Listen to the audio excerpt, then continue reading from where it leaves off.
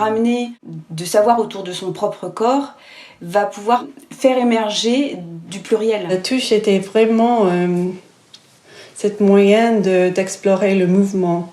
J'avais du mal à respirer en tant que danseuse.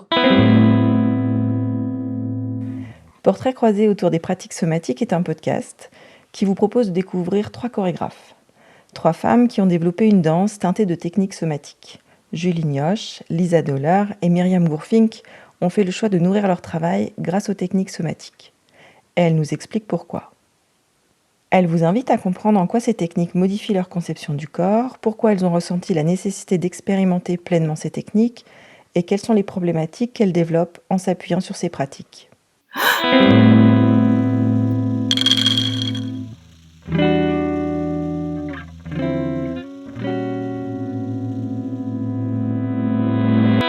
En posant des questions dans le milieu de la danse à l'époque, c'est-à-dire 90, Myriam Gourfink.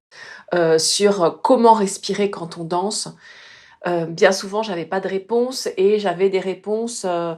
La seule qui m'ait donné une réponse quand même, c'est Odile Duboc, en me disant tu expires, tu ne penses qu'à expirer. Et sur moi, ça ne fonctionnait pas, je m'étouffais et c'était encore pire. Formée au Conservatoire d'Angers en danse classique, Myriam Gourfink a ensuite effectué de nombreux stages au Théâtre contemporain de la danse à Paris, avec notamment Steve Paxton, Lisa Nelson, Bonnie Benbridge Cohen. Ces rencontres multiples lui ont ouvert la voie vers les techniques somatiques et le yoga. J'ai été voir effectivement des personnes danseuses, je pense à Pascal Loubin, qui pratiquait déjà à cette époque le yoga. Ça m'a beaucoup amenée. Je me suis inscrite à l'école française de yoga et là, j'ai compris comment mon souffle pouvait complètement m'habiter et comment ça pouvait ouvrir des espaces et comment de ces espaces naissait une sensation d'élasticité. Ce que j'ai pu voir également avec les techniques de yoga, mais aussi les techniques somatiques, rolfing, aptonomie, que j'ai pratiquées, et aujourd'hui avec la Gestalt ou avec la gymnastique sensorielle de Dany Bois. En fait, ce que je remarque, c'est il y a une libération de plus en plus de ce tissu émotionnel, et que ce tissu émotionnel aussi s'est articulé dans le cours de mes créations. Donc vraiment, j'étais sur ce qu'on appelle le corps de l'énergie en yoga, donc le corps des émotions, pour le fluidifier, pour le raffiner, pour le guérir quelque part.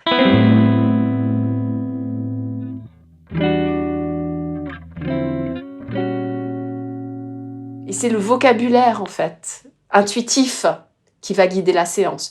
Mais il y a toujours cette phase de yoga, avec quand même une technique derrière qui est solide, des repères, qui est là pour guider la séance, et c'est pareil, 3h, 3h30 tous les matins, ensemble. J'aime bien quand même travailler avec des danseurs et des danseuses qui ont fait déjà plusieurs stages, et quand je dis stage, c'est 3 semaines par exemple aux ateliers de Paris ou dans des CDCN qui m'invitent.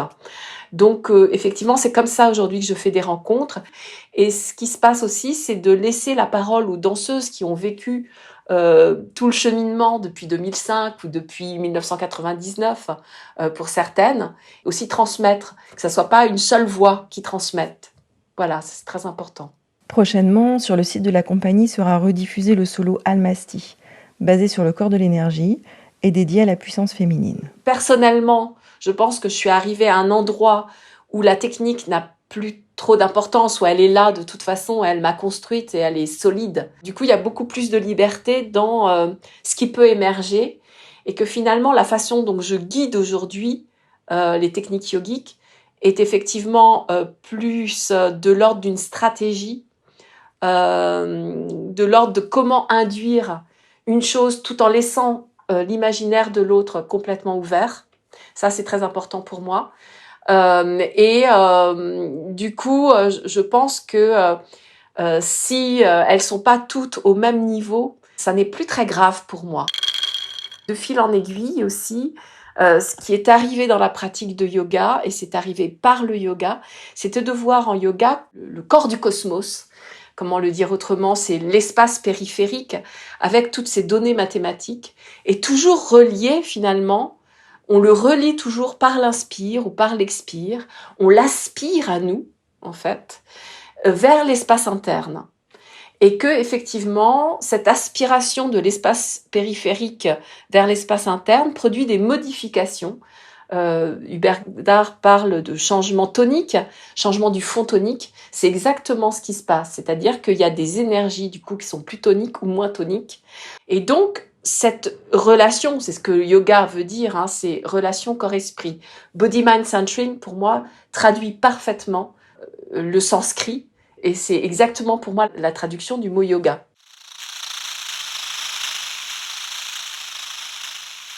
Pour moi, de tout dire, le body-mind centering, c'était pour savoir plus du corps. Lisa Doller. C'est une palette très riche, toutes les qualités, comment on peut toucher les systèmes différents dans le corps, comment on touche des os, des muscles, des systèmes nerveux. Ça, c'est une qualité très différente.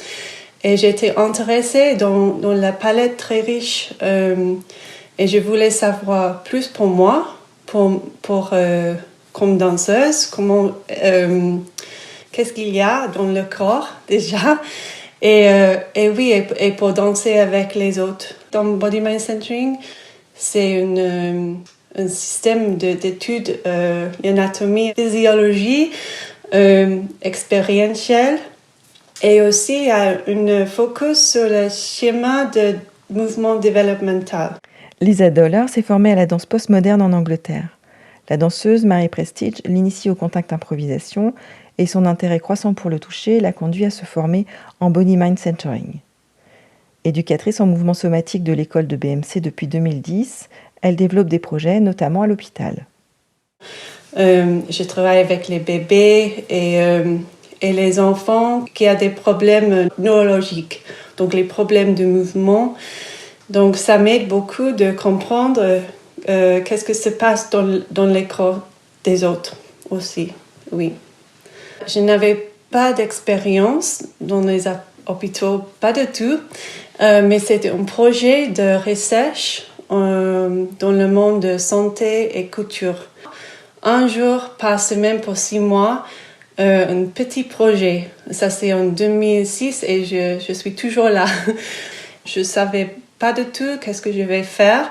J'étais danseuse improvisée, donc je pense, oui, je peux trouver les choses, comment je peux danser avec les autres. Et au début, c'était les petits groupes d'enfants qui étaient à l'hôpital long terme, mais qui pouvaient sortir le lit. Donc, on pouvait trouver un petit endroit pour danser ensemble.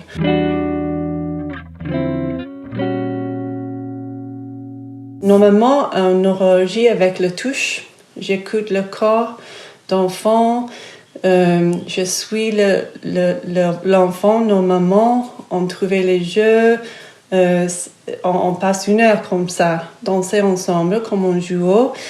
Et j'avais le sens qu'il y avait des choses très, très belles qui passent, mais personne n'a vu. Donc, je voulais de commencer de faire des vidéos donc, le premier projet de performance que j'ai fait, on a créé des vidéos avec moi et les enfants.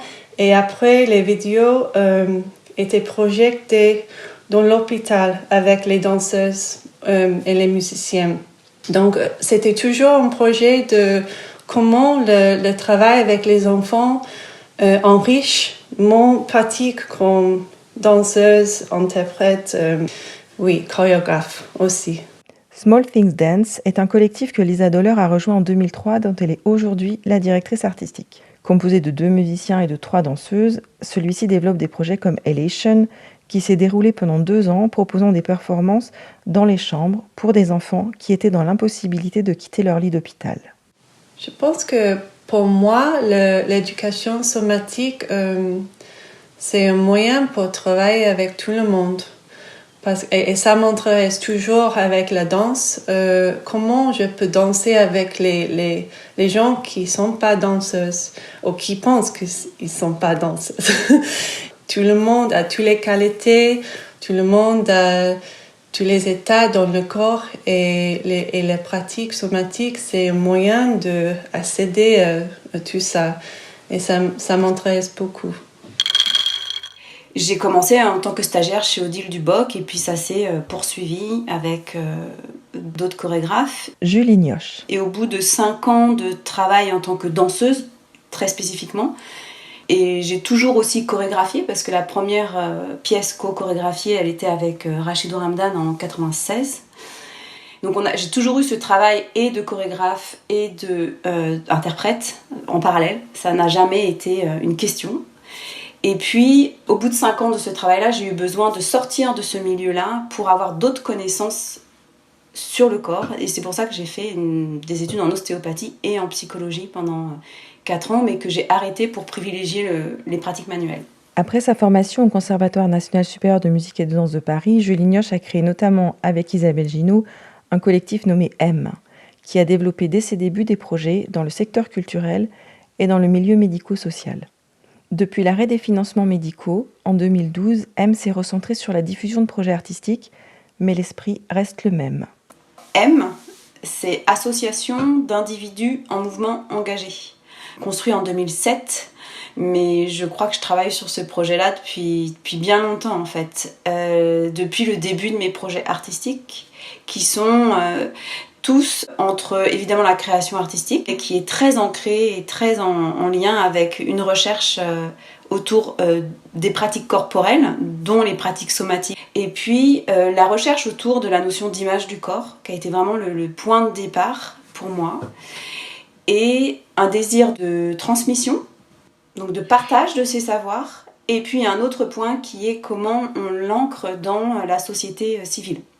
La notion de soin, du care, elle existe. Et j'y ajoute toute cette partie sociale du partage avec le moins de privilèges possibles dans l'accès à la connaissance. Et j'arrive pas ni à lâcher cet espace absolument magnifique du théâtre, extrêmement protégé, proposant une énorme poétique possible et inventivité et créativité, et la même chose dans la cité de façon très très large. Donc cette implication et cette déhiérarchisation de l'accès à la connaissance autour du corps, c'est l'histoire de M. Je navigue toujours entre la recherche, la formation, la création et un travail de partage.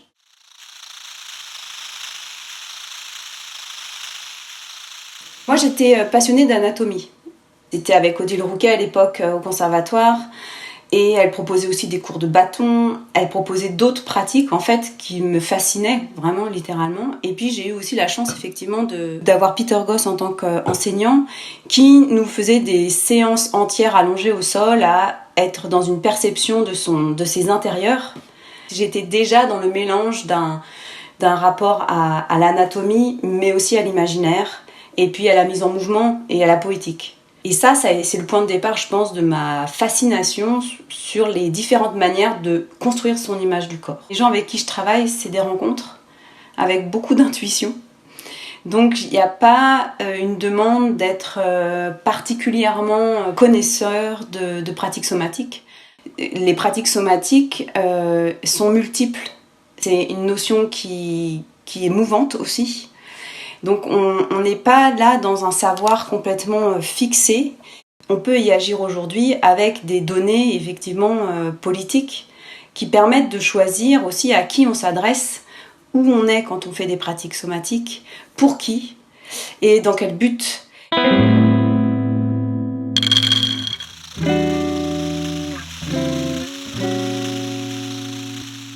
Lisa Döhler, Julie Nioche et Myriam Gourfink. Portrait croisé autour des pratiques somatiques. Une commande réalisée dans le cadre de Dansonnaire, programme de culture chorégraphique en ligne de la manufacture CDCN Bordeaux-La Rochelle. Interview, montage, mixage et création musicale, Caroline Borda, pour Inouï, le podcast qui documente la création.